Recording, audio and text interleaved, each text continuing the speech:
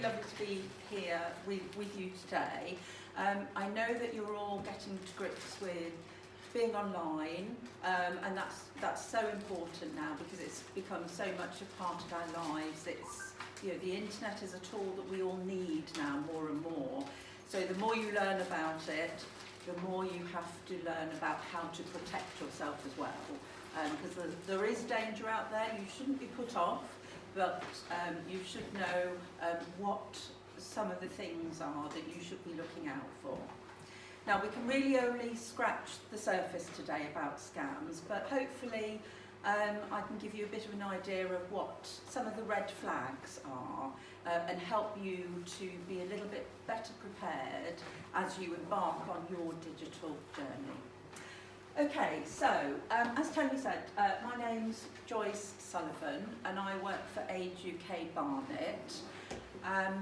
I manage our scams prevention and support team at Age UK Barnet, along with my colleague Jill, who's not here today. So there are two of us in the project. We cover the whole of the borough and we are assisted by a wonderful team of volunteers whose experience spans from being a former bank manager, a cyber security student, an IT expert, and a former police officer. So between us, we should be able to help you if you do ever need to come to us with an issue around scams. Okay, so just a little bit about our programme. We were a 2-year project. We are part of Age UK National's scams prevention programme. There's something like 120 local Age UKs around the country. We are only one of 14 that do this scams project. So we're quite lucky to have it here in Barnet. The project was due to finish at the end of this year, but we lobbied hard and we told people how much the project was needed here, and it looks as if we may be being extended for another year, possibly another 2 years, so that's great for us all. As I said, we're part of the Age UK National Programme, so what we do is we feed the information that we get from people in Barnet into the national programme, and they put all the information together with all of the other projects around the country, and we lobby for more action from government. Because what we do know is scams are only on the increase. Okay, the funding for the programme, we get our funding from Age UK nationally, and they get funding from Lloyds Foundation, which is the charitable wing of Lloyds Bank, and the money that they get comes from the very criminals that are being caught scamming people. So it's a nice use of that money. Just a few figures here about the extent of scams in our borough. Every month we get figures from the police telling us, sorry, can you see okay? Yes, that's okay. Telling us how many scams there have been in Barnet and how much money people have lost. Now, April of this year, in 1 month alone in Barnet, over £2.2 million was lost to scams. So that's almost £10,000 average per victim. We know there's something like 3.7, although that's a very conservative figure, million incidents of scams every year. Sorry, is that 2 million just for 1 year? Or for no, for 1 month. Oh, 1 month. That is for the month of April, Okay. just in Barnet. Just in Barnet. 40% of all crimes, they estimate, are now scams and fraud, but only 13% is reported. So we look at that figure again, 2.2 million. That's clearly not the total figure because people just don't report it. So one of our objectives with our project is to try to encourage people to report. Even if you haven't lost much money, people think, oh, well, I've lost £50, £10, £100.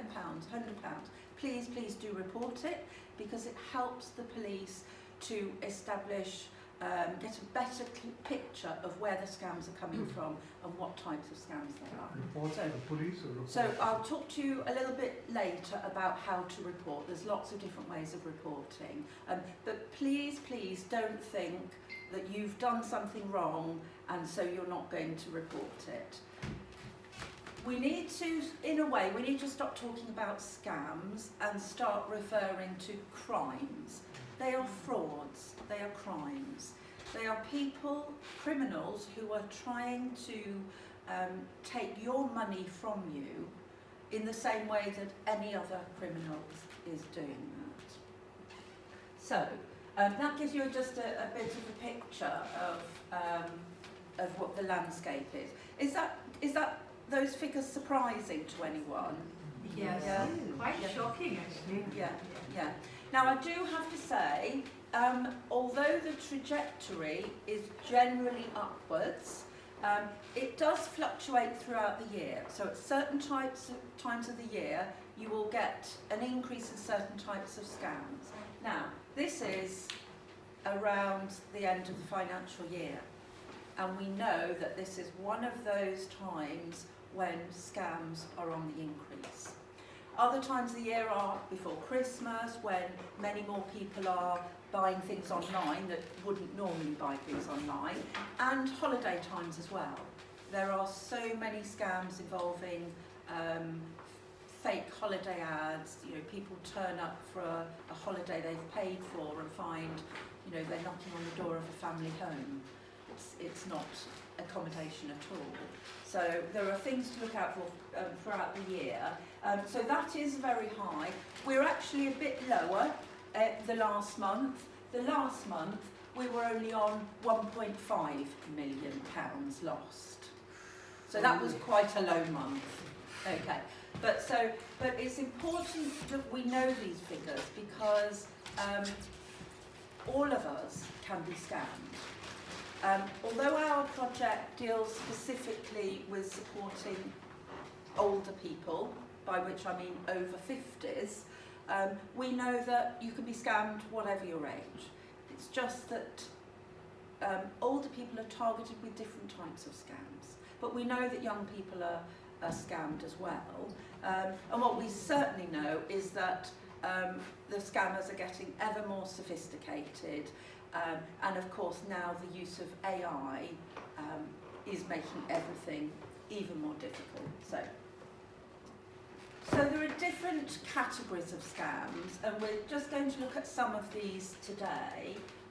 So we have doorstep scams. We're seeing slightly fewer of those, but we know still that many older people are scammed in this way. People turning up on their doorstep, claiming to be builders, and showing them a picture of missing roof tiles, that sort of thing, or people claiming to be charity collectors. There's a lot of that at the moment, but we're not really going into detail about that today.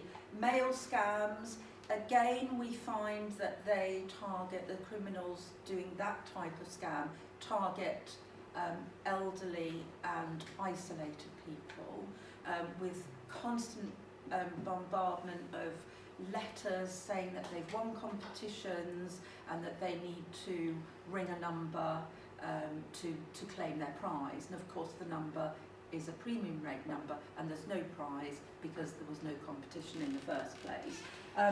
So we'll really concentrate today on phone scams, investment scams and other types of cyber scams, and we'll look at some of the ways that you can spot those red flags and hopefully avoid being scammed.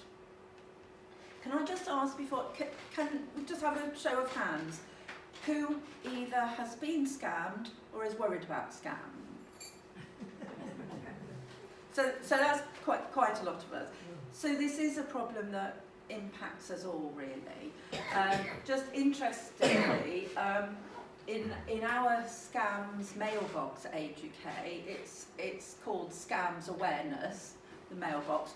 We got a message just the other week, somebody trying to blackmail us, telling us they had all of our data. And as we've all heard from the news, even some of the largest companies in the country or in the world face this problem.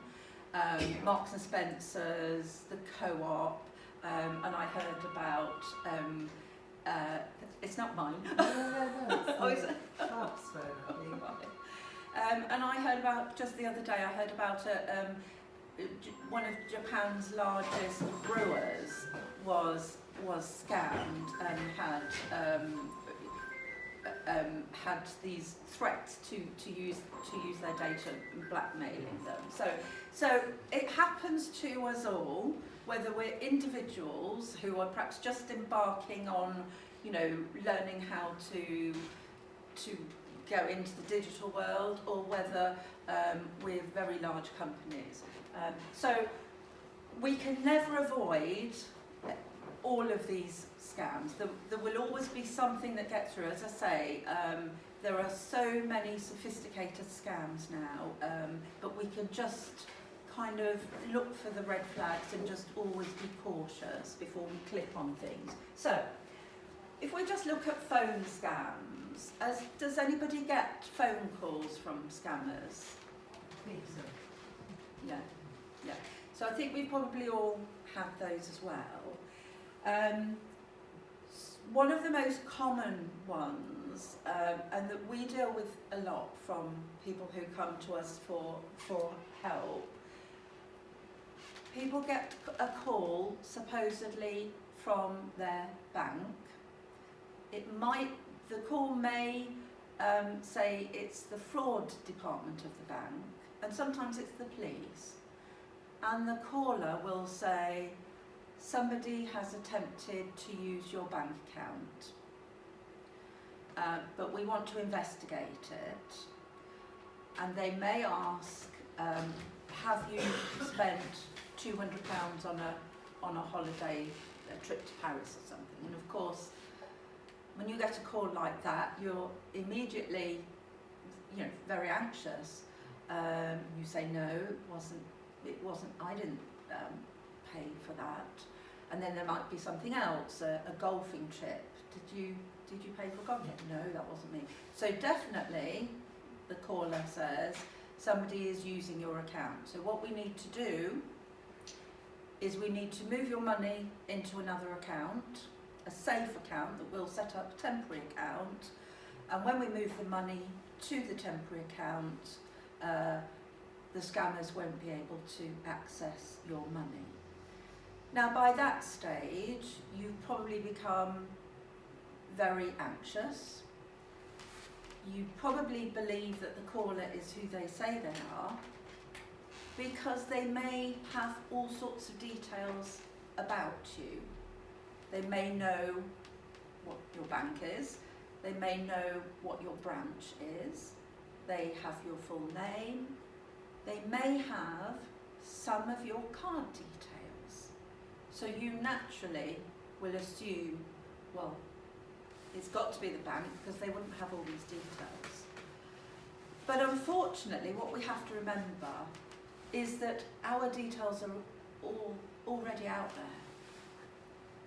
We don't know how many data leaks there have been. We don't know every time we buy something online or pay for something with our card, we just don't know who we are giving our data to.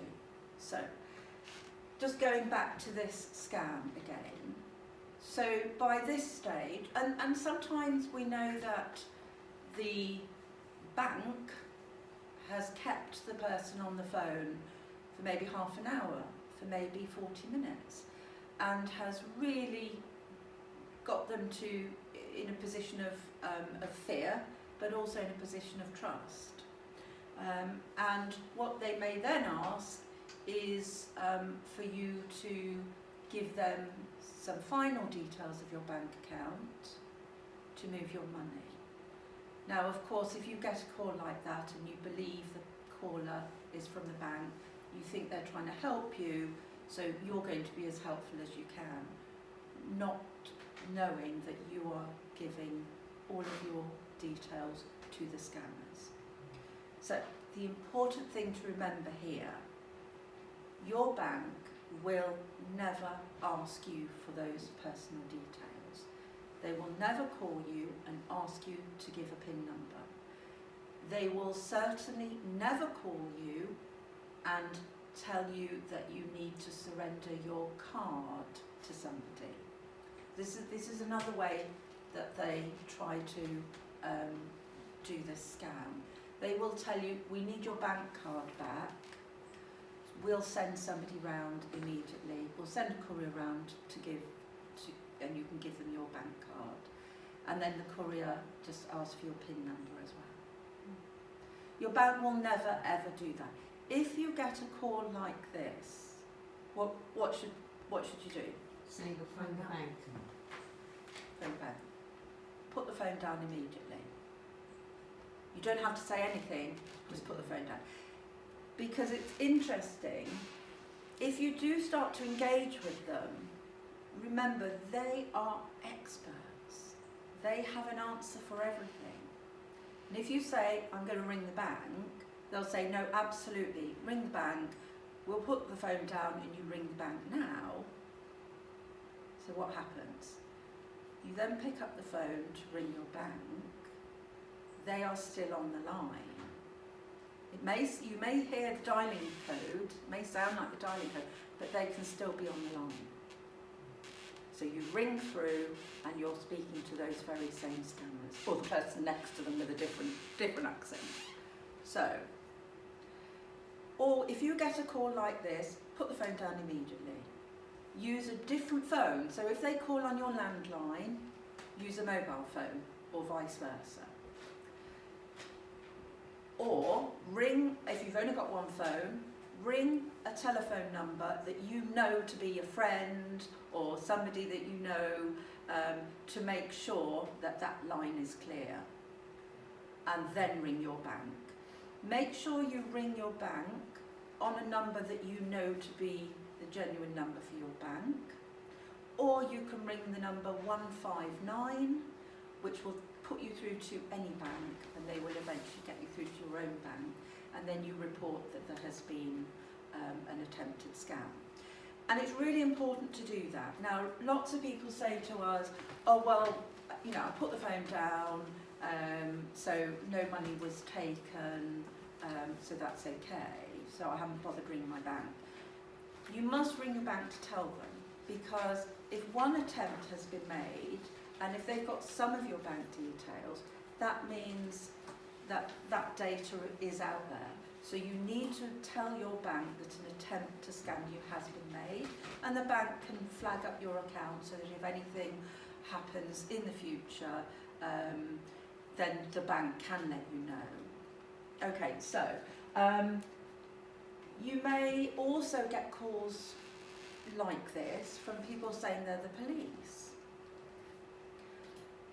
I'm dealing with one just at the moment, actually.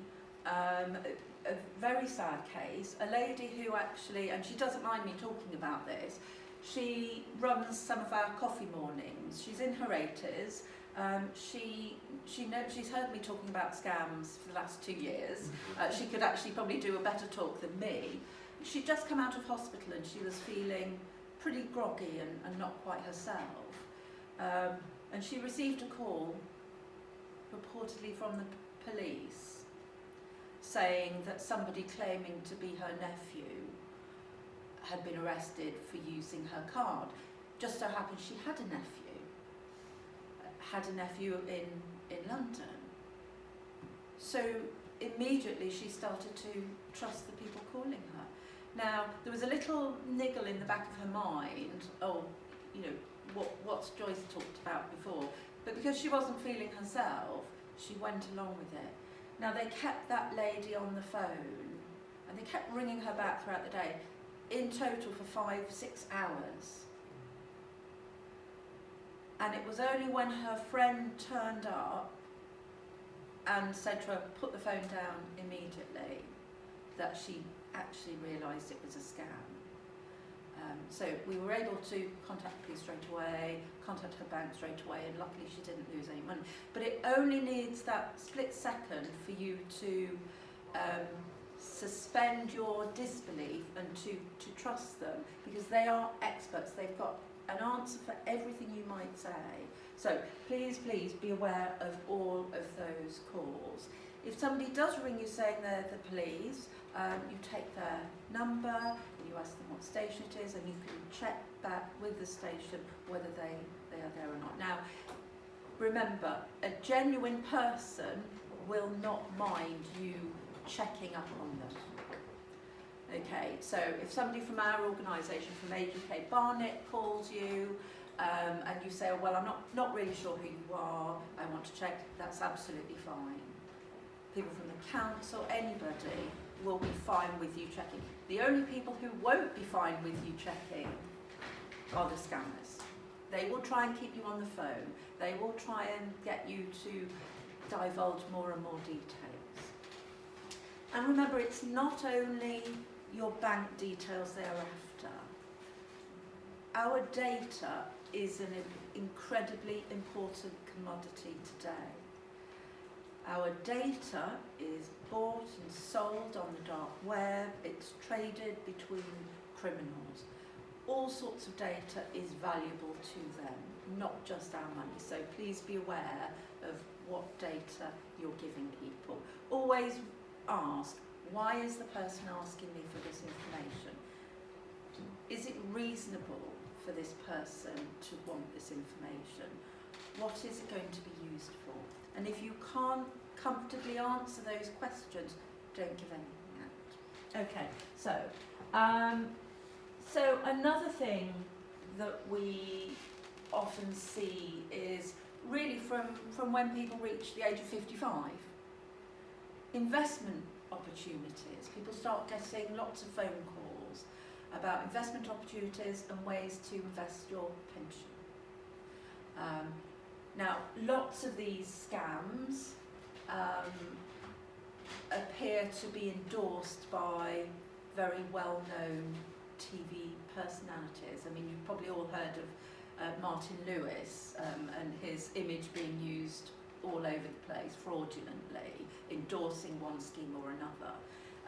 And we've certainly heard of some really horrible cases where people have just about lost their entire pension pot to some of these scams. So,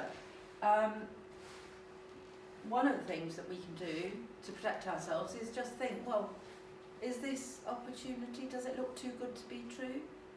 And if it looks too good to be true, as with most things, it's probably not true, it's probably a scam. But if you are looking to invest some money or your pension, there are things that you need to do, and we'll talk a little bit more about that later. So the other calls you may get are from people saying they're Microsoft or Google sometimes, or somebody who's helping you with your computer. Now, for most of us, there are times when things go wrong with our computer, laptops, and so we're trying to get hold of our internet service provider, or somebody to help us.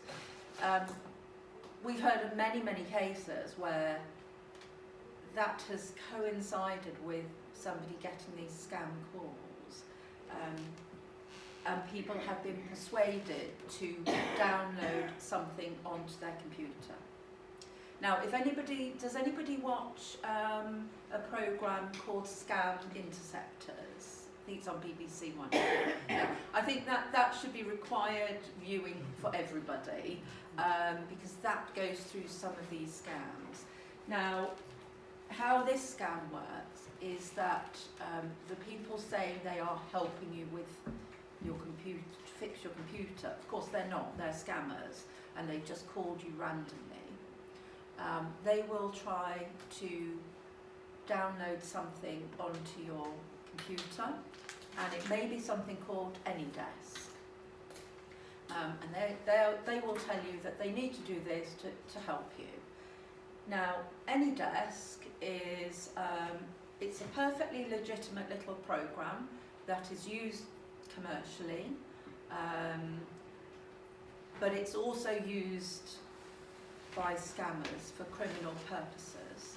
And what AnyDesk will do, if they download it onto your computer, is it gives the scammers access to absolutely everything on your computer.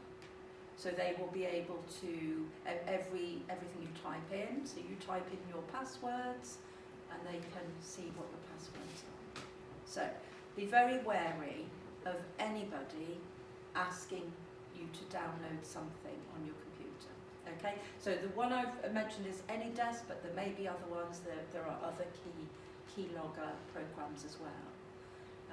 If anybody asks you to do that, immediately log off the computer and put the phone down, and again contact your internet service provider on a number you know to be correct and tell them what has happened. Okay, so other calls people get, particularly around the end of the financial year, again, calls from HMRC telling you that you have paid too little tax or paid too much tax and you're getting a refund. So they will ask you for your details, your bank details, to give you the refund. HMRC will never do that. I think for most of us, HMRC have every detail that they could possibly have, so they've already got your details. They're never going to ask you for those details. So those are just some of the other calls you may get. The other one that we're seeing a lot of at the moment, calls asking you to renew a warranty for something, washing machine for example. You've only got a couple of days left to renew your warranty, otherwise the price will double. So you're best to pay now. Nearly all of these are scams, and we know that the people who do pay these warranties, they end up paying many times more than the cost of the machine itself. Okay, so beware of all of those types of calls. So this is just, can you all see that at the back? So this is an example of a text message actually that has been doing the rounds,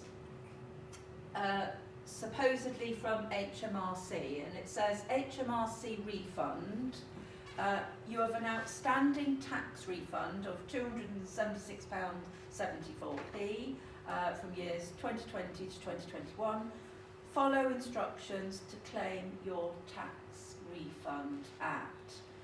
And that says https and then gov-tax.refund.com. So most people seeing that think, well, there's the word gov in there. It probably is government site. And you may click on that link to claim your tax refund. And actually sometimes this message is a bit different. Sometimes it'll say you only have 2 weeks to claim this refund. It might say you only have today, this is the last day you can claim the refund. So if you click on that link, it will take you to a fake website. But because you've seen the word gov, you're already believing that's the genuine website. So the website will request details from you, and before you know it, you've given all your bank details to a scammer. So be very careful of messages that you receive like that. So HMRC does send text messages. They've started to do this more recently, but the statement from them says, we advise you not to open any links or reply to any text messages claiming to be from HMRC that offers you a tax fund in exchange for personal or financial details. They have all your personal and financial details, so don't ever respond to text messages or emails like that. Just going back to that last, not that one, the one before, I mean, just looking at that gov.tax, I mean, how can you tell that that's a scam one? Okay, so so anything from the government will say will have the gov at the end. It can be gov.uk. Any website from the government, and if you're not sure, go on to a genuine website and you see how the website is worded. Now, sometimes the wording is almost exactly as the genuine website. They may have got transposed some of the letters. So you need to look at those very carefully. But you should never click on those links anyway. You know, if you want to contact HMRC, make sure you're on their website and contact them through their forms or phone. Isn't the other thing that .com is a commercial, has commercial? And also that could be from anywhere in the world. Yeah. If it says gov.uk, you know that's a government website. But you have to check the whole thing, and always, before you put in any details, check and check again. But as I said, you wouldn't have to put in any details if you were getting an HMRC refund. Okay, so ask yourself, why is the tax office, who I pay tax to anyway, who's got all my details, why are they asking me for more details? Okay, so Could I ask a question? Does HMRC ever send emails, or is it only letters? no, they send emails and they now send texts. Oh. I wish they didn't. I wish they'd stick to letters, but they do send letters as well. But they do send text messages, which makes things a bit more confusing. They can ask you whether they want letters or emails. And I made the mistake of saying I have emails, which is a real Right. pain, because then you have to chase the whole thing to get into email. Yeah, you do have to be really, really careful. Yeah. Okay. Right. So now I'm just going to talk a little bit about friendship or dating scams. Now, so this might not apply to anybody here, but we certainly have dealt with a number of cases with older and vulnerable clients, particularly people who perhaps live away from family members and don't have much of a social circle. And sometimes people become victims of these scams through genuine dating websites. You know, people sign up to these sites and they want friends or people who share their interests. So now it's very, very easy for scammers to create fake profiles. They use photographs of somebody else. They're usually plucked from somewhere else on the internet. And they create a whole profile, and the criminals, the scammers that do this, there's usually whole teams of people working on these particular scams. They will build a relationship with the person. There will always be promises of meeting, visiting, but of course they never meet or visit because the person that the victim is talking to doesn't exist. It's a gang of criminals. So it may start with just friendship, and eventually there will be requests for money. Might be a very small amount of money to start with. And the person may live abroad and may say they need help with medical bills. Might be a small amount to begin with to see whether the victim is actually willing to pay. And then it escalates. So there might be requests for money for plane tickets to come and visit, or train tickets to visit. And by the time it gets to that stage, the person that's being scammed is already believes they're in some sort of relationship with this person. Again, I'm dealing with a very sad case at the moment. The person believes that the scammers are a young woman who's coming to marry him, coming from abroad to marry him.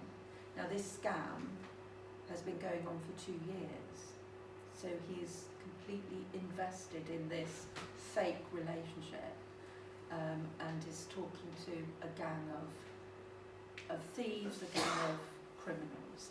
So these are often some of the most difficult scams to help people with, because, as I say, they're often the most isolated.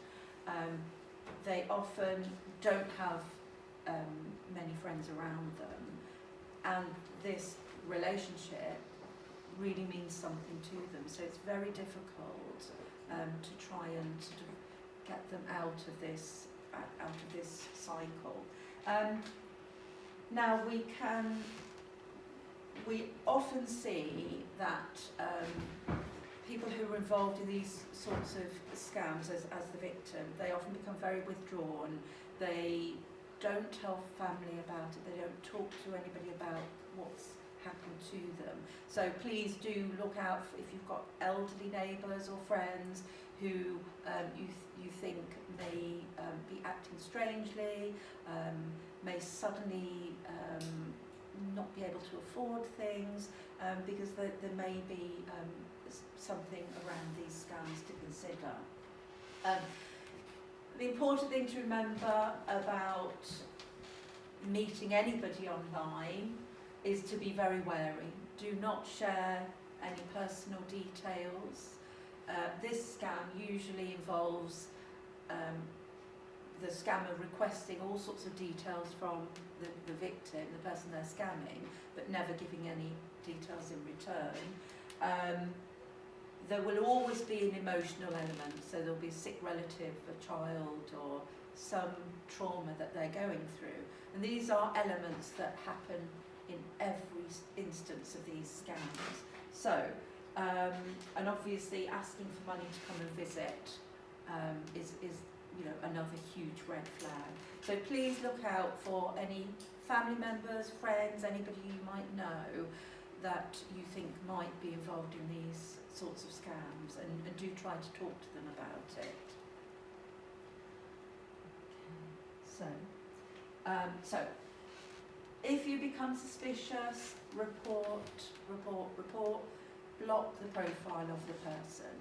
Now we know that sometimes these scams start with Facebook. Lots of people do not have strong privacy settings set up on Facebook, so anybody can see everything about your life. So make sure when you all go home, if you're on Facebook, address that. Make sure your privacy settings are strong. Don't give all your details to anybody online. Never send any money to anybody you haven't met. No matter how emotional, the cause is, or how traumatic it is.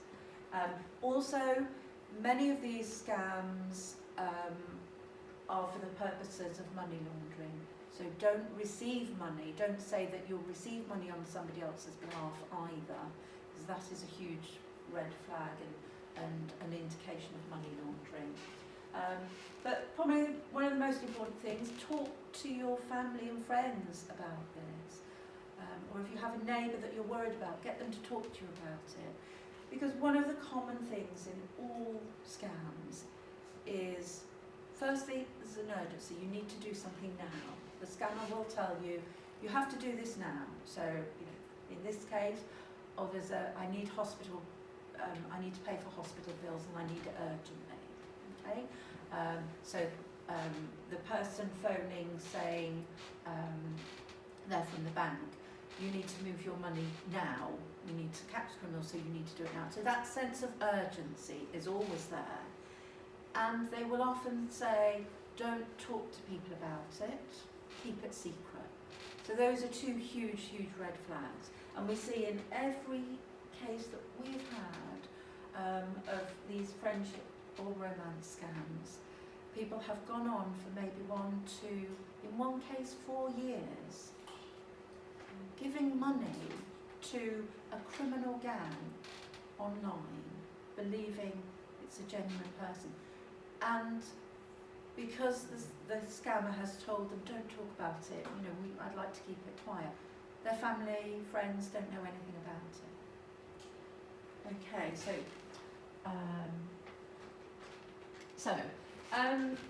so we talk about cyber scams, and they cover everything from, as I was mentioning earlier, the big companies, the M&S, data breaches, and all the other ones, the Co-op and all the other ones that we've seen. They also cover email scams, websites that we'll talk a little bit about, and I also want to talk about the importance of secure passwords. So, does everybody here use emails and websites? Yeah, yeah. So, and you all go online. Do you all shop online? Some, yeah. Not me. I You don't don't. know how to. You don't know how to. Okay. Well, so and is that why you're coming here Yes. to learn how to Yeah. to these sessions? Right. Okay. So as you learn how to He shop does online, everything for me, and right. Okay. So as you learn how to shop online, you need to learn how to shop safely online and how to make sure that you're not buying something from a fake website, for example. So we're going to cover just some of those things. How am I doing for time? about 15 minutes or so to a break. Yeah. Okay, so we're just talking again for a minute about emails. So as with the phone calls, you'll get the same emails from HMRC, things about subscriptions, but also you may get emails that seem to be from a family member. I don't know if anybody's had messages, either emails or phone messages. It's known as the Hi Mom scam. Have you had that? Yeah. So if it's a phone call, a text message, the message will say, "Hi Mum," or Nan, or Dad, or Grandad, or Uncle, Auntie sometimes, and they send out hundreds of thousands of these at the same time. So there will be a percentage of the people that receive these messages that may have a grandchild or a child that's abroad at that time. So we see a huge spike in these after sort of August in summer holidays, when lots of young people are abroad. Okay. So the message will say, "Hi Mum, I've lost my phone and I desperately need some money to get a new one. I'm using a friend's phone or a friend's email address. Please send me money urgently." Now, too many people get that call and they're in panic mode. And I've spoken to countless people. I say, "Well, what did you do?" "I sent the money immediately." Because what should they have done? Called their son or daughter. Called their son or daughter. You just don't think. In that split second, you want to help. You believe that they are in some sort of danger or they desperately need money. And the message may say something like, "Oh, don't email this number because I've only got, just borrowing it, or I'm in an internet cafe for the next 5 minutes, or my friend needs their phone back. Please help me." And this happens year in, year out, and people lose very large amounts of money. So just watch out for that one. If you ever get a text message or an email purporting to be from a family member, just ring them. Ring them. "Did you send this message?" So another one that we see a lot is a message from an email that says, from, it might be a close friend, it might be somebody you don't know particularly well, but you have got their email address in your address book. And it will say, sorry to be contacting you like this, but I'm not well and I've got laryngitis and can't speak, or I've got some problem and can't ring you. I urgently need to get an Apple gift card for somebody, but I can't get out. Can you help me? Again, many people buy the gift card online and send it to the person without phoning them to check that it was them. And we know that this happens day in, day out, because we know that people's email accounts are being hacked, and the person, the scammer hacking your email accounts has access to all your email, your address book, and sends out these messages to all your contacts. Now, of course, some of them will ignore it because you might not know them very well, but your close friends may want to help you. And we have cases every few months, people come to us that this has happened to them. So that's another one to look out for. If something sounds a bit odd, if the message is not something you think your friend would say to you, or not something you would say to your friend, just question it, just phone them. But always make sure you don't act rashly. Think about it, speak to somebody about it, and phone your friend. Okay, so... Can I just ask this question regarding if somebody's hacked your email or your phone, how do you know it's been hacked? Okay, so you can look at your sent messages. You can, I mean, normally what happens is one of your friends will ring you and say, why have you sent me this bizarre message? So you know, okay. But you can also have a look in your sent items, and you can look in your archived items, because they can hide things in there. I actually have got a leaflet here how to check that, so do ask me at the end, and I'll give you the leaflet. It's a little bit complicated to go through it, but just if something looks a bit odd, don't immediately, do what they're asking you to do. Always check it, ring the person, speak to the person. So, how do we prevent email scams? Never give your details to anybody, certainly not your bank details, without double checking. Don't give anybody access to your computer. Don't reply to emails if you don't know who they're from, or if they look a bit odd, or the spelling looks a bit strange. And you can check your email. If you hover over if it says Marks and Spencer, hover over it, and if it's from a scammer, it won't say Marks and Spencer, it will be a mixture of letters and numbers or some strange words. So always check that. Ignore attachments. If you don't know who it's from, don't open any attachments. So don't click on links. If it's out the blue, don't click through. It's as simple as that. Delete them, put them in your junk filter, and make sure you have antivirus software. Now, lots of people on their phones, you get an indication if something is likely to be a scam. So, make sure that's enabled if you have that facility on your phone. Okay, so... Could I should ask we... a question? Yes. What is a junk filter? Do you have to do something to put it on? To put it, yes. So you click on it and say, it might say junk or spam. Different things have different words, but yeah, and it will put it in there. Okay. And anything else from there will go immediately in there as well. Yeah. You have to set up parameters for your junk filter. Yes, you do. Yeah, I'm sure you'll cover that in your session. Yes, I did that last week. Right, okay, so go back and look at your notes from last week. Could I also add just to the Hello Mum? I got it immediately after listening to the radio program on scams, and I thought the timing is freaky, but they kept talking about red flags. So I thought, oh, I'm looking at red flags. I'm North American, so the spelling of mum is different. Yeah. And I thought that was really interesting. So this person used the correct spelling that my British children would have used. But the red flag was my children never text me. It's always WhatsApp.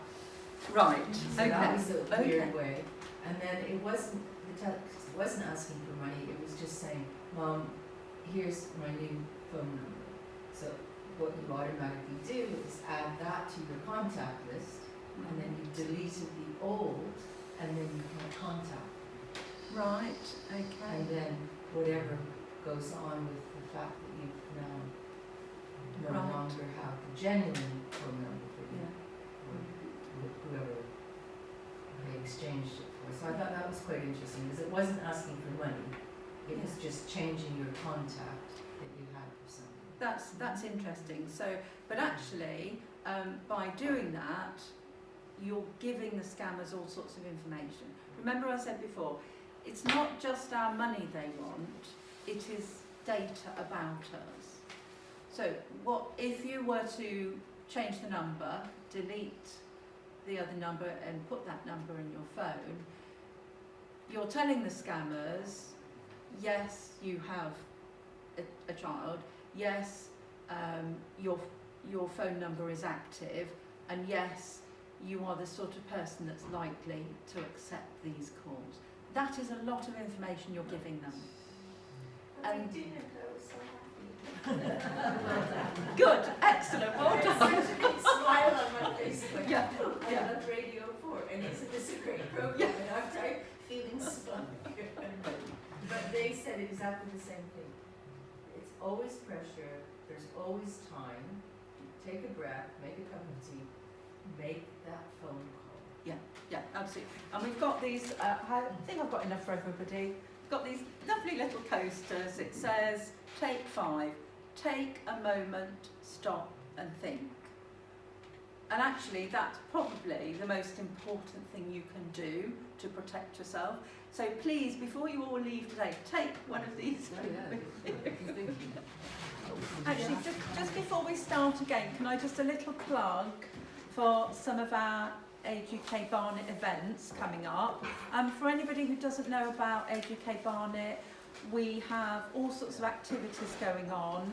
We produce every couple of weeks, it's called What's On, a guide to all of our activities. So I've got some of these, so please take one before you leave. Something we've got on the 20th of October, it's a celebration of Black history, culture and music to celebrate Black History Month, and we've got actor, comedian and author Andy Osho, who's going to be joining us. We do this every year and it's usually a wonderful event. We have food and speakers and it's just a lovely event. So if you would like to come, please do book. So that's the end of my plug. So, okay. Right, so we talked about email scams and we're now just going on to talk a little bit about websites. So, we're all online all the time. We need to make sure that we are looking at the website we think we're looking at. So always check. The first thing to do is if you use Google, don't always click on the first, if you're searching for an organisation, don't always click on the first one that comes up. That is often, we'll say sponsored, it's often an advert. Companies pay to be higher up on the search engines. So make sure, I've used the example Marks and Spencer's before, so I use it again. If you're looking for Marks and Spencer's, make sure it's genuine Marks and Spencer's. So go a bit further down. Make sure it's not an ad, it's not a company that wants you to think they're Marks and Spencer's, but they're not. Okay, so apart from the advertisers, there are scammers out there that work incredibly hard to mimic genuine organisations. We heard from HMRC again that one of the websites that was put up was almost identical to their website. Even their own staff weren't sure and had to kind of look at it through a magnifying glass. They used the same font, they used the same wording. It looked very, very professional. Back in the day, websites would be full of spelling mistakes, the fonts wouldn't be right, or there'd be something that would really be a red flag. But they're so sophisticated now, they really do look like the genuine thing. So always make sure. So how do we make sure? So check for mistakes in the URL. So that's the actual name of it across the top. So as I said before, if it's government, it will end with gov.uk. If you're not sure, don't click on the website, don't use it, don't give any information, any of your information, don't put it on the website. Always check. If you're shopping online sort of for the first time, or if you don't shop online regularly, stick to the sites that you know and have used and trust. Don't think, oh well, you've seen an advert for something and it looks very, a really good offer. You've never heard of the organisation, you've never seen the website before. Just don't use it. Don't use it. So there's one which gives very good offers called Temu. Is that a website which is reliable or not? I would say no. I mean, if you're just learning how to shop online, stick to well-known sites. And you can also look at things like the review sites. If you're thinking, oh, I've never heard of this company, look for reviews, things like FIFO and Trustpilot.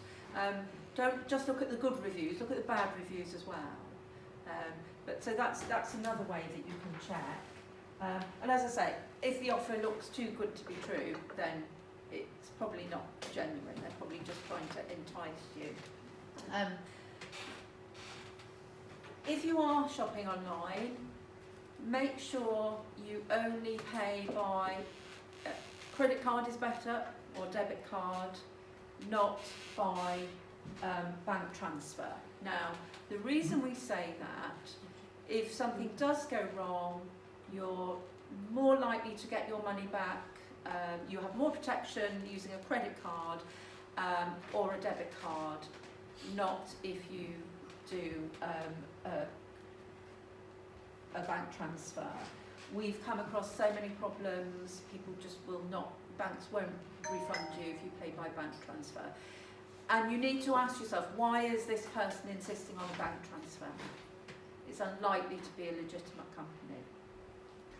I'll just say a little bit about banks and refunding money. We were talking about this in the break. So in October last year, the law changed in terms of how banks deal with people who have been scammed. Prior to that, all of the high street banks were signed up to a voluntary code.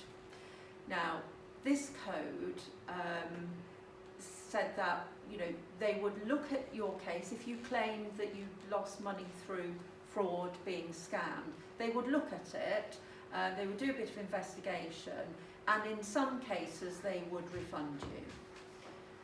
But some banks were better than others. It was a voluntary code, so they didn't have to refund you. So the law has now changed. The banks have to refund you if it's a particular type of fraud. They're generally known as push payment frauds. So you are being persuaded to give your money to somebody you think is a genuine person, and actually you've been defrauded by them. As long as you can show that you genuinely believed that the person you were speaking to on the phone or in an email was genuine, the banks should refund you up to a certain amount. I think it's something like £40,000. Anything above that, they will do a lot more investigation. But, you know, for most of the people that we encounter on a weekly basis, that covers most people. What happens is the bank, obviously you need to call the bank straight away, inform the police. If you've got a crime, a reference number, all the better. The banks will send you a form to fill in, and you will need to do that fairly quickly. Fill in the form, send it back to the bank.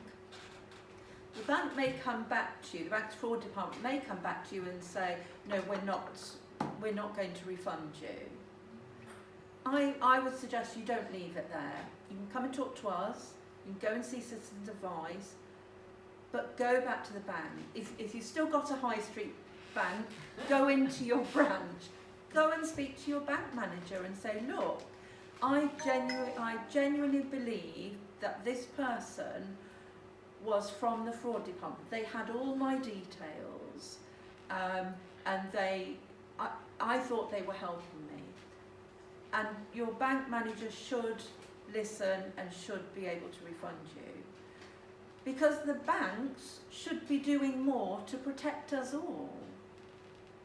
They have the power to do more to protect us.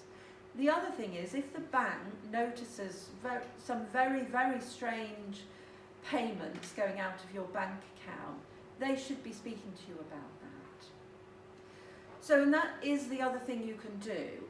If you have been scammed, or if you're worried about being scammed, you can say to your bank, if anybody, you know, if there's a payment of more than, I don't know, £300 or whatever out of my account, I want you to inform me, because I think it could be a scam. Now, we've suggested that to many of our clients, and it's made them feel a little bit more comfortable. It can be very inconvenient, because if you suddenly want to splash out on something and then the bank says to you, you know, are you sure that you want to spend this? It can be a bit inconvenient. But personally, I'd rather that inconvenience than have somebody take my money and me not be able to get it refunded. So it's worth thinking about. We particularly tell our older clients about this. You know, if their regular spending is kind of small amounts, they do feel a lot more confident with that. So that's something worth thinking about. But please don't be put off if you try to claim a refund and your bank says no. Do come to us, go back to the bank, try again. Yeah, on that note that you was talking about the banks and transferring money or whatever, well, now the banks have become very vigilant. So if I'm transferring any money to any company or even the name, they check the pay details to the where we are sending the money to. Yeah. And they check and then they tell you. Yeah. And they will put the other person's name, details, the bank, everything. Yeah. To make sure, and then they say, is this the person that you are paying? And then do it 2-3 times to make sure. Yeah. And then if you're sure, you can go ahead and do it. Yeah. They have become more. They have become up since the law changed, because, you know, they don't want to be paying out all of this money. But yeah, but again, some banks are more vigilant than others. So do make sure that you know your bank's policy on this. Could you repeat the question in case not everybody heard that? Sorry, some banks are really good at checking where your money is going to, and some of them, you know, they do have lists of these scammer bank accounts, so they will automatically know, and they will keep checking with you that that's where the money's going to. But yeah, some banks are much better than others at doing that. I mean, the thing to remember is, you know, you're a customer of the bank. If you're not happy at something they're doing, you need to speak to them. And if you've got any concerns that somebody may have been trying to access your account, always speak to them and get them to flag up your account so they can be more vigilant as well. Okay, but as I said, if you think that you've been scammed and you try to get a refund and the bank turns you down, come and talk to us, please. Okay, so passwords. So I hope none of us have one password for everything. No? Good. No hands isn't there. So we all use passwords for just about everything these days. Sadly, there are still too many people using the word password as their password. Sometimes people think they're being very clever and they put a zero instead of an O, and they think, oh, that'll fool the scammers. No, it doesn't fool the scammers. So we hear regularly from the Centre for Cyber Security. The best practice that they suggest is your passwords should comprise of 3 random words. The more random the better. Nothing that could be linked to you, no words that anybody could guess, no pets, no names, nothing to do with your address. 3 completely random words, put them together with some numbers or other characters. They need to be 13 characters or longer. Do not reuse them. Use 2-factor authentication whenever it is offered. So, if you pay for something with your card, your bank should send you a code to your phone. If you've told them your phone number and linked your phone to your account, your bank should send you a code, and if that code is not put in, nobody else can buy anything with your card. Biometrics, so facial recognition, thumbprint. If you're offered it, please use it. If you haven't been using it, please start using it. And install a password manager on all your devices to remember your passwords. Now, I know there's a bit of debate about these password managers. I don't know what's your... So again, it's a bit like these antivirus things. So there are companies around who make password managers. Again, on all new devices, there is a password manager built in. It's on your Apple phone, it's on your Google phone, it's on your home PC. So if you use passkeys, it automatically puts those into the password manager. We spoke a little bit about that last week. Yeah. So they're safe. I mean, they're reasonably safe as we can be about anything. So please use your password managers. That will help you to remember your passwords. Because obviously, we can't, if we've got 10 passwords and they're all 13 letters and they're all different, we can't be expected to remember them all. But also, write them down in a little book somewhere and keep it somewhere very, very safe. And obviously, don't share it with anyone. Sorry, what is the password manager?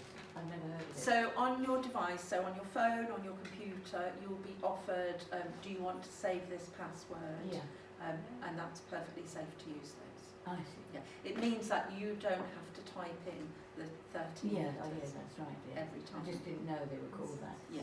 But you do have to remember your password for your password manager. Yes. That's one. Yes. One.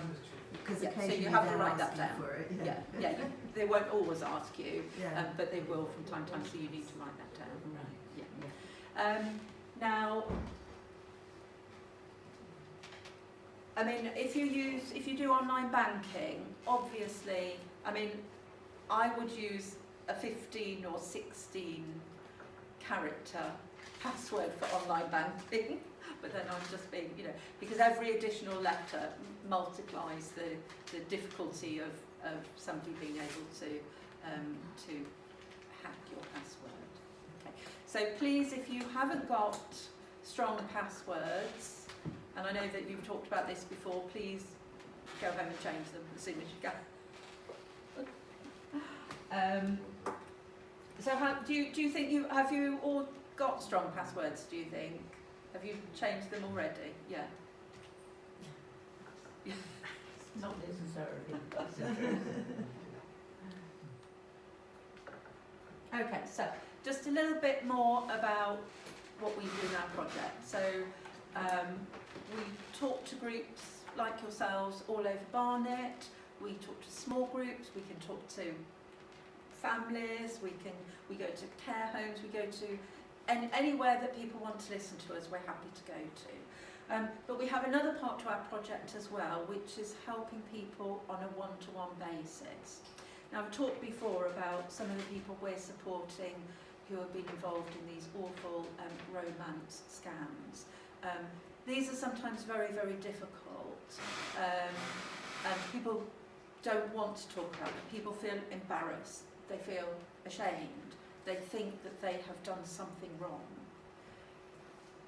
But none of us have done anything wrong if we're a victim of a crime. We don't have these feelings if somebody burgles our house or steals our car. So we shouldn't feel any of those feelings if we are scammed, if we lose money or give away our data. It's not our fault. These are experienced, sophisticated criminals. And just going back to the first slide, remember 40% of all reported crime is scams and frauds. So don't feel embarrassed about it. It's really, really important that you talk to somebody about it. So lots of people in meetings that we come along to tell us about things, and they're happy to share. But other people don't want to share in a group. So it might be something that happened a year ago, 5 years ago. It doesn't matter when, because we know that the emotional impact of being scammed is absolutely huge. We know that people feel that they feel that their ability to manage their own finances may have been compromised, and it can lead to depression and it can lead to serious illness. So please do share it with your family, friends, or share your experience with us. Often talking about something, because often people don't understand why the scammers have asked them to do a particular thing, and sometimes the understanding of how the scam works can help people. And often it's not too late to contact your bank and try and get a refund if you've lost a lot of money. So it is worth trying. But please do come and talk to us. We can talk to you in confidence. We can't be shocked by anything, and we are non-judgmental. So please, before you leave, take one of our leaflets. They're all over there. We have 2 dedicated phone numbers for our project. You can contact us through Age UK Barnet, but we have 2 dedicated numbers, so you can leave a message there, or we have our own email address, scamsawareness@ageukbarnet.org.uk, so you can contact us at any time. We have lots of booklets here. Now this one, Avoiding Scams, has really gone into more detail about all the things I've talked about today, and it's really useful. And it's got a list of how to report in the front as well. So please take one of those. We have these stickers that some people like to put on their doors. They say, warning, we do not deal with uninvited traders or cold callers. Now, you may find that helpful, so please take those if you think that would be useful. Staying safe, that's another booklet. We've got hopefully enough of these for everyone, but this is perhaps the most easily accessible one. Keep calm and hang up. And actually, I think if we all remembered that, we would all be an awful lot safer. So please take one of those as well, and the coasters as well. So I'm very happy to take any questions if anyone has any. I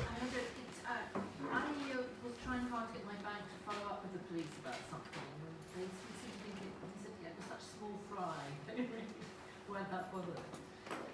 Is that the impression that they gave you, or did they say, well, it's not quite a long time really? ago, and it was, you know, Right. it wasn't an enormous, well, no, it was, for me, it was a significant amount of money. It was a cheque fraud, so that dates it a bit, Right. involving the local council. And I just thought it was, you know, I had quite a lot of evidence as to what had gone wrong. Yeah. And they said, oh, well, actually, you know, we didn't, I didn't say we did it thousands rather than hundreds, which it was disappointing.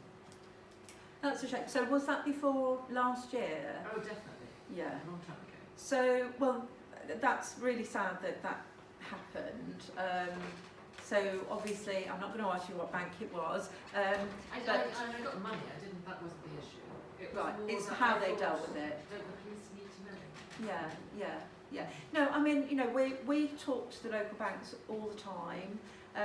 We actually do information stalls in some of the high street banks. So we're there, and the bank manager sees us and knows that we're not going to that we will encourage people who've been scammed to go to the bank. And yeah, they are a lot better now. That's what I can say. Good. But we're still monitoring it, and we're keeping tabs on them. Don't worry. Anyone else? The question is Age concerned lobbying the banks to keep some more branches open and the post office? So Because they're closing more and more of everything. Yeah. You know? I like to use cash. I still use cash. Yeah. And Yeah, it's a lot my of people husband's do. been attacked twice in using an outdoor machine. We won't use outdoor machines. So you need to go to a bank or a post office Yeah. to get money. Yeah, and some of the supermarkets as well. Yeah, I mean, we always say to people, don't use ATMs out on the street. Apart from the awful, situation you've described being attacked, there are also devices that can be put in the ATMs which can sort of get, or either get your card or get the details from your card, and your card can then be cloned. So yeah, always go into a bank if you can, if you've got one, or a supermarket, and sometimes other shops have them. Yeah, but all the time, make sure you're aware of anybody around you. A common one is somebody trips up behind you and you go to help them. Your money, your card's taken. So always be aware. Just ignore whatever's going on around you. But you have a voice within government for things like that. So I'm sure Age UK lobbies on all of the, I can't speak for Age UK nationally, but I know that we are concerned at the closure of high street banks. We know that many of our clients, that's in Age UK nationally it's 55 plus, our project is 50 plus, but we know many people are not happy banking online, and the banks are pushing for more and more people to, for us all to bank online, but we know that people are not happy with that. So, and I'm sure Age UK is lobbying. I mean, we are seeing more and more of these banking hubs in high streets, where there will be, a cluster of banks on different days, one or two people from each bank. So, Is there one around here? Banking hub. not that I know of. No, I mean, we've still got some in Finchley, quite a few banks in North Finchley. So,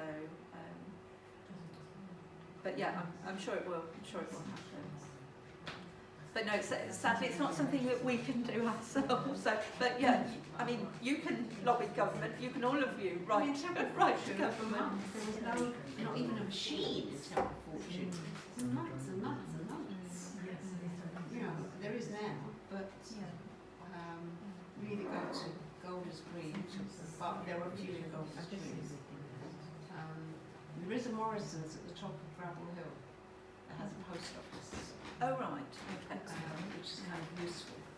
But it's finding these places, Yeah, exactly.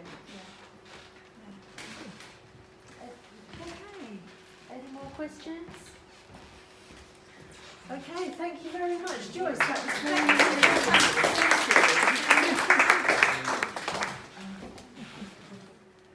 Okay, so I mentioned a little while ago investment and pension scams. Now,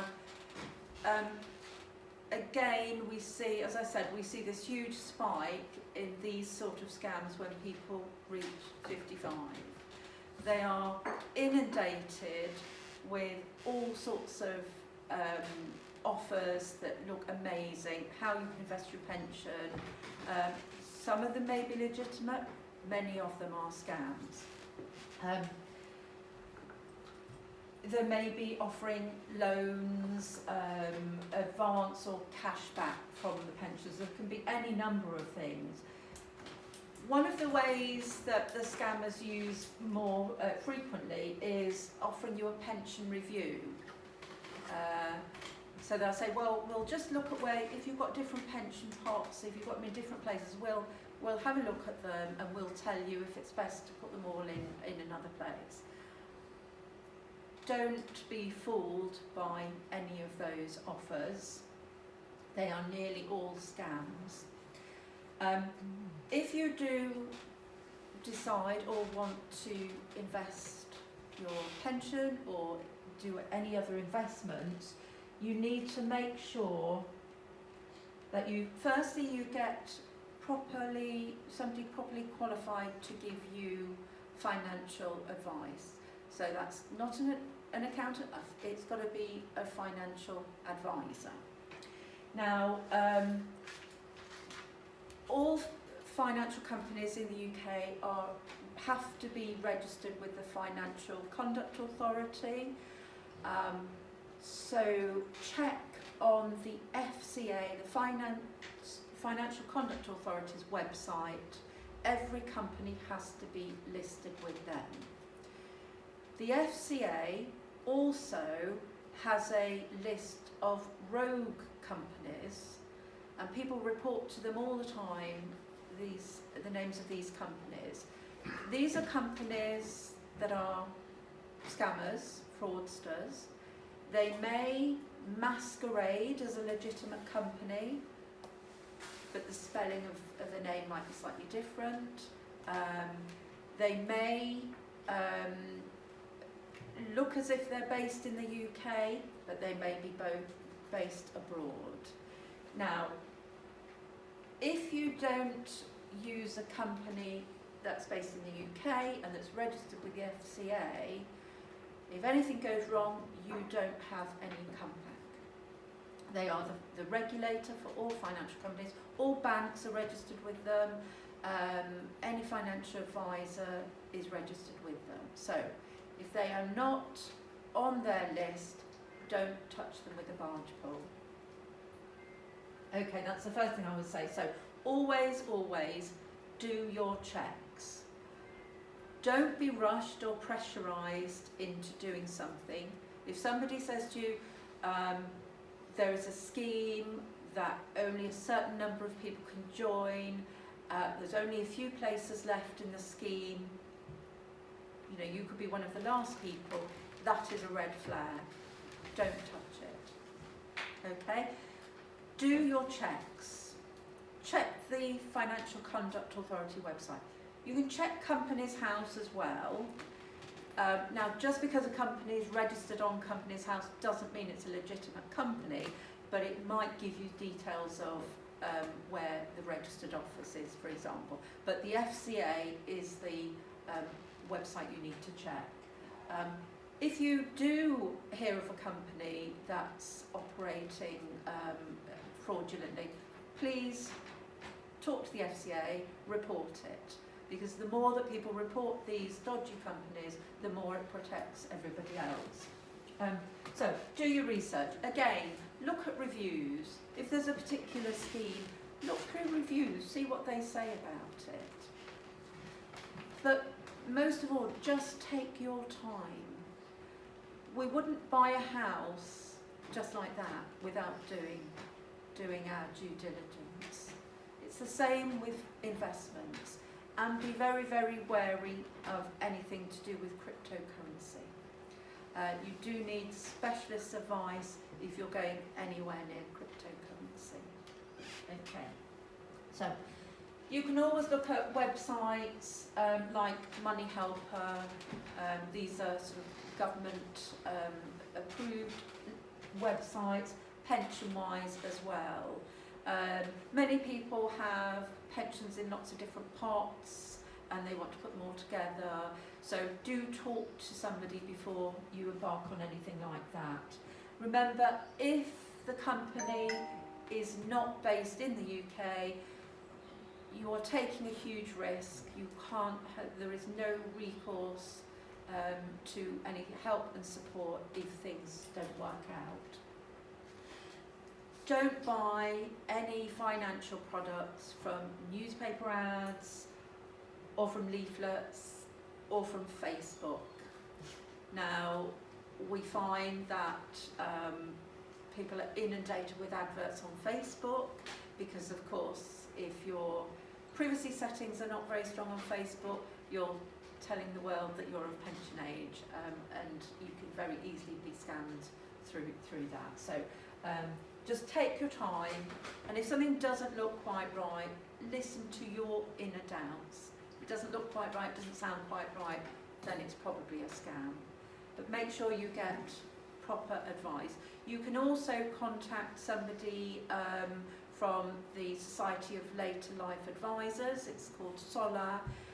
So they have financial advisors and also solicitors that do an additional training to work specifically with older people. So that's SOLA, SOLLA. So they have a website, so do look there as well if you're looking for any advice, financial advice. Okay, any questions on that so far? No. Okay, so now, how do we report? So, if you think you've been scammed and have lost money, or somebody's tried to access your bank account, remember what I said before, obviously put the phone down, but don't ring your bank straight away from the same phone, use another phone, or make sure the line is clear by ringing somebody you know. You can ring 159, that gets you through to any bank, and you will go through the stages and speak to the fraud department of your bank. Or you can ring the number on the back of your bank card, or you could ring your own branch and speak to them, and the number will be on your statement. You can call Action Fraud. You can email them, actionfraud.police.uk, or the number that's there. You can contact Citizens Advice, particularly if it's something related to a consumer issue. Or you can call Trading Standards. So I was talking about rogue traders earlier, people that come around knocking on your door, saying, you know, they can do your roof, whatever. Contact Trading Standards, because they do need to know when these rogue traders are working in a particular area in the borough. If you get lots of emails that are scam emails, you can forward it to report@phishing.gov.uk. Text messages, forward it to 7726, and that spells out the word spam on your phone, so that's an easy way to remember. But always speak to somebody, get advice, and you can, of course, you can call us. Those are our numbers, and I've got some leaflets over there, so please call us if there's anything that you're unsure about, and we'll talk you through it. Do people have to live in Barnet to access you? To access us, ideally, yes. Whereabouts do you live? Well, some people in the group live in Harringay. Right, okay, so now I'm from Harringay myself. I know that we've not had an Age UK in Harringay since 2016. We have helped some people in Harringay, but so obviously as you're here, we're more than happy to help you. But please don't tell all your friends in Harringay. because there's just myself and Jill really. So, but yeah, we are happy to help people who come to these sessions. So I was talking earlier to a couple of people about WhatsApp. Now, we know lots of older people are now going on WhatsApp for the first time. And we also, I think all of us think we're on different WhatsApp groups. Everybody there knows us, we know who everybody is. And if they're a member of our group, somebody must have said it's okay for them to join. But we're seeing many, many more scams involving WhatsApp. So again, if there are strange messages appearing on a WhatsApp group you're in, ask some questions. Don't give any information, any of your own information away. Don't speak to the person separately. And if you think, or if you hear that your WhatsApp account has been hacked, we've got a leaflet here that tells you what to do. It's a little bit complicated, and I'm sure Tony and people here will be able to give you a bit more information about that, but please do take On a leaflet away. On Tuesdays. So- If you want more information about WhatsApp regarding your device, come along on Tuesday and we'll answer your specific question. Tuesday 2 till 4 at 5 past past. For fraudulent messages, I can't see the second last line, text messages. And then it says always get advice. So it's if you want- 77, what's So the- it's 7726. So that's if you get a text message, you can forward it to that number. Now, if you do report things, people have had differing experiences about reporting things to the police. Sometimes the police are really excellent. Other times they are overwhelmed with other things and they perhaps haven't got the time to investigate thoroughly. But if you report things to Action Fraud, don't expect them to come back to you. They're dealing with hundreds of thousands of these messages. It's important for you to report it, as I said earlier, because it helps them to put more pieces of the jigsaw together, essentially. So please do report whenever you can.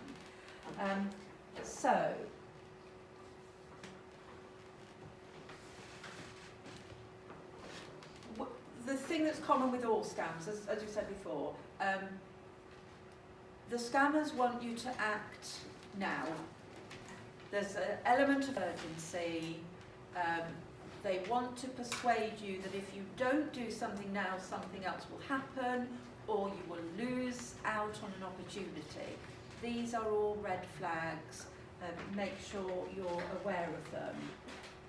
Always stop and think, does this look legitimate? Could it be fake? And if there's any doubt in your mind, just delete the message, reject it, put the phone down. And protect yourself by calling your bank if you have any suspicions whatsoever. Now, people have said to us, oh, I don't want to keep ringing my bank, they'll get really annoyed with me. No, they won't. They would rather you call them than have to go through the process of refunding you money that you've lost and trying to trace where the money has gone to. So call your bank if you've got any concerns. Remember, you're a customer. You're a customer, and they should be doing whatever they can to protect you. Okay, so just a little bit more about what we do in our project. So we talk to groups like yourselves all over Barnet. We talk to small groups. We can talk to families. We go to care homes. We go to anywhere that people want to listen to us. We're happy to go to. But we have another part to our project as well, which is helping people on a one-to-one basis. Now, I've talked before about some of the people we're supporting who have been involved in these awful romance scams. These are sometimes very, very difficult, and people don't want to talk about it. People feel embarrassed. They feel ashamed. They think that they have done something wrong. but none of us have done anything wrong if we're a victim of a crime. We don't have these feelings if somebody burgles our house or steals our car. So we shouldn't feel any of those feelings if we are scammed, if we lose money or give away our data. It's not our fault. These are experienced, sophisticated criminals. And just going back to the first slide, remember 40% of all reported crime is scams and frauds. So don't feel embarrassed about it.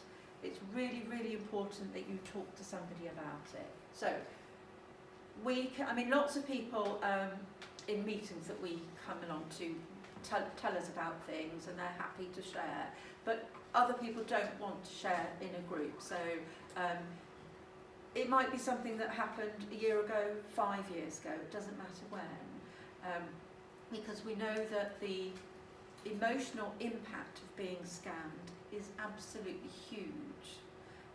We know that people feel that they feel that their ability to manage their own finances may have been compromised, and it can lead to depression and it can lead to serious illness. So please do share it with your family, friends, or share your experience with us. Often talking about something, because often people don't understand why the scammers have asked them to do a particular thing, and sometimes the understanding of how the scam works can help people. And often it's not too late to contact your bank and try and get a refund if you've lost a lot of money. So it is worth trying. But please do come and talk to us. We can talk to you in confidence. We can't be shocked by anything, and we are non-judgmental. So please, before you leave, take one of our leaflets. They're all over there. We have 2 dedicated phone numbers for our project. You can contact us through Age UK Barnet, but we have 2 dedicated numbers, so you can leave a message there, or we have our own email address, scamsawareness@ageukbarnet.org.uk, so you can contact us at any time. We have lots of booklets here. Now this one, Avoiding Scams, has really gone into more detail about all the things I've talked about today, and it's really useful. And it's got a list of how to report in the front as well. So please take one of those. We have these stickers that some people like to put on their doors. They say, warning, we do not deal with uninvited traders or cold callers. Now, you may find that helpful, so please take those if you think that would be useful. Staying Safe, that's another booklet. We've got hopefully enough of these for everyone, but this is perhaps the most easily accessible one. Keep calm and hang up.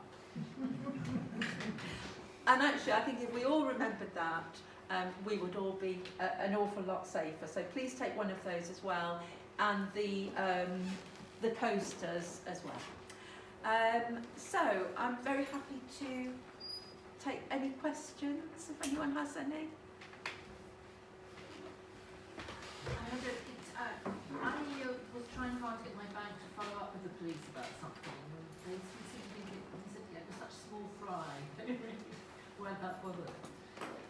Is that the impression that they gave you, or did they say, well, it's not really... ago, and it was, it wasn't an enormous... Well, no, for me, it was a significant amount of money. It was a cheque fraud, so that dates it a bit. Right.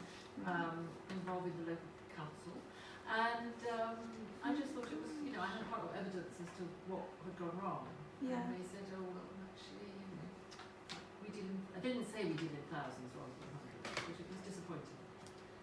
That's a shame. So was that before last year? Oh, definitely. Yeah. A long time ago. So, well, that's really sad that that happened. So obviously, I'm not going to ask you what bank it was. I got the money. That wasn't the issue. It was right. more It's that how I they thought, dealt with it. Don't the police need to know? Yeah, yeah. Yeah. No, I mean, you know, we talk to the local banks all the time. We actually do information stalls in some of the high street banks, so we're there, and the bank manager sees us and knows that we're not going to that we will encourage people who've been scammed to go to the bank, and yeah, they are a lot better now. That's what I can say. Good. But we're still monitoring it, and we're keeping tabs on them. Don't worry. Anyone else? The question is Age concerned lobbying the banks to keep some more branches open and the post office? So Because I'm they're closing more and more of everything. yeah. You know? Um, I like to use cash. I still use cash. yeah. And Yes, a lot my of husband's people do. been attacked twice in using an outdoor machine. We won't use outdoor machines. So you need to go to a bank or a post office Yeah. to get money. Yeah, and some of the supermarkets as well. Yeah, I mean, we always say to people, don't use ATMs out on the street. Apart from the awful, situation you've described being attacked, there are also devices that can be put in the ATMs which can sort of get, or either get a card or get the details from your card, and your card can then be cloned. So yeah, always go into a bank if you can, if you've got one, or a supermarket, and sometimes other shops have them. Yeah, but all the time, make sure you're aware of anybody around you. A common one is somebody trips up behind you and you go to help them, and your money, your card's taken. So always be aware. Just ignore whatever's going on around you. But you have a voice within government for things like that. So I'm sure Age UK lobbies on all of the, I can't speak for Age UK nationally, but I know that we are concerned at the closure of high street banks. We know that many of our clients, that's in Age UK nationally it's 55 plus, our project is 50 plus, but we know many people are not happy banking online, and the banks are pushing for more and more people to, for us all to bank online, but we know that people are not happy with that. So, and I'm sure Age UK is lobbying. I mean, we are seeing more and more of these banking hubs in high streets, where there will be, a cluster of banks on different days, one or two people from each bank. So, Is there one around here? A banking hub? not that I know Oh, of. right. No, I mean, we've still got some in Finchley, quite a few banks in North Finchley. So, but yeah, I'm sure it will. I'm sure it will happen. But no, sadly, it's not something that we can do ourselves. So, but yeah, I mean, you can lobby government. You can all of you write to government. There was not even a machine to tell the fortune. Months and months and months. There is now, but we either go to Golders Green, but there are a few in Golders Green. There is a Morrison's at the top of Gravel Hill that has a post office. Oh right, okay. Which is kind of useful. But it's finding these places, Yeah, exactly. Yeah. Okay. Any more questions? Okay, thank you very much. Joyce, that was very